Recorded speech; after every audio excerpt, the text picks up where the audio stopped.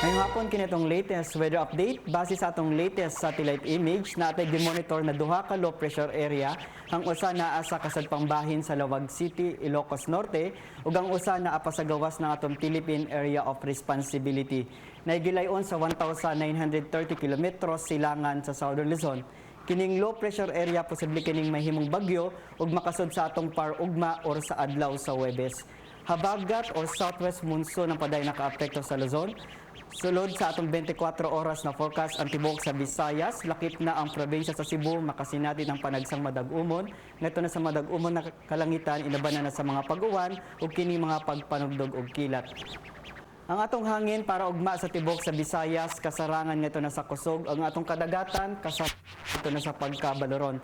Ang gitas-on sa balod moabot sa 2.5 to 3.25 metros.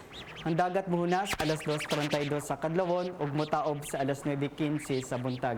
Ug para sa atong mga dugang detalye, mobisita ta sa atong mga official social media accounts sa atong website sa www.pagasa.dust.gov.ph. Ikan diri sa Pag-asa Mactan, DOST ug para sa Balitang Bisdak, kini si Jomar Clarino. Maayong hapon.